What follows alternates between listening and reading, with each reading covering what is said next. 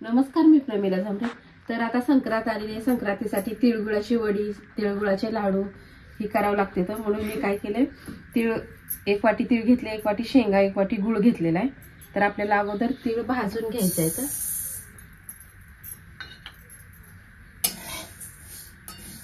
तर ही देशी तीळ आहे, तर पॉलिश केलेलं पांढरं नाही। तर ही तिळाची वडी एकदम खायला चांगली लागते।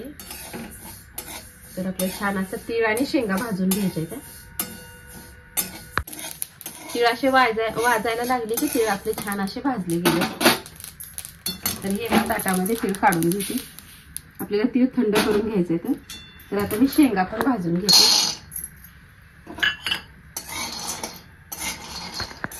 तर ही शेंगाची मी साल काढून घेतले। तर आपल्याला छान अशा शेंगा बारीक वाटून घ्यायचे।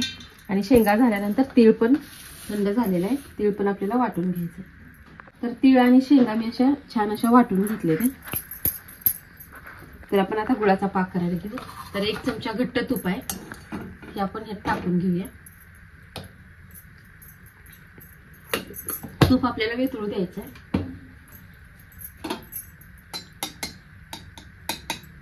आणि तूप वितळल्यानंतर आपल्याला गुळ टाकून घ्यायचा आहे। 1 वाटी गुळ घेतलेला आहे मी।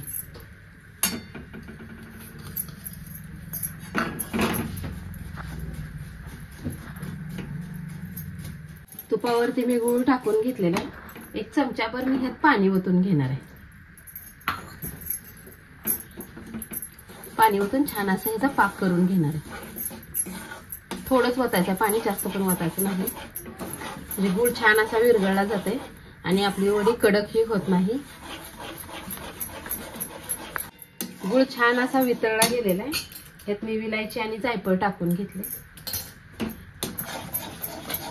तर मी पेल्यात 1 चमचाभरच पाणी घेतलं। तर तुम्ही म्हणताल की पेल्यानं ओतले आणि चमचाभर सांगितलंय, तर थोडंच त्यात घेतलेलं आहे पाणी मी। छान आता आपल्याला मिक्स करून घ्यायचं।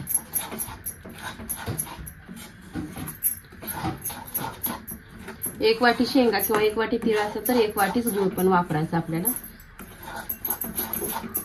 छान असं मिक्स करून घ्यायचं आपल्याला अगोदर।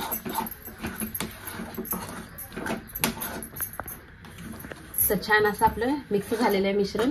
आता ह्याला एका ताटामध्ये मी काढून घेते। तर खाली ताटाला मी तूप लावलेलं आहे।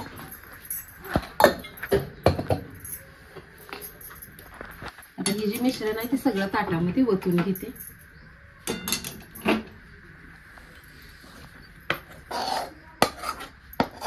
मिश्रण जर घट्ट होऊस तर तुम्ही थांबला तर आपली वडी नीट येणार नाही। म्हणून मी काय केले, थोडंसं पातळ आहे तोपर्यंतच ही खाली ताटात ओतून घेतले। आता ह्याला मी पसरवून घेते पेल्याला थोडंसं। तर बघा, वडी मी थापटून घेतली आहे आणि पसरून घेतले। थोडंसं तीळ भाजलेलं ठेवलं होतं ते त्याच्यावर मी सगळीकडे टाकून घेतलं होतं। तर आपण एखादी वडी काढून बघूया। तर थंड झाल्यावर काढायचे। आणि थोडंसं पाणी ओतण्याचं कारण काय, एकदम मऊ अशी वडी बनते, त्याच्यामुळे थोडंसं गुळात पाणी ओतलंय। आणि नाही पाणी ओतलं तर एकदम कडक अशी वडी होते। ही म्हाताऱ्या माणसाला सुद्धा एकदम छान अशी वडी चावली जाते। तर सगळ्या वड्या एकदम छान अशी निघतात। तुम्ही पण तिळगुळाची वडी संक्रांतीनिमित्त बनवून बघा। आणि माझा व्हिडिओ आवडला तर नक्कीच लाईक करा, सबस्क्राईब करा। फेसबुकवर बघत असाल तर फॉलो करा।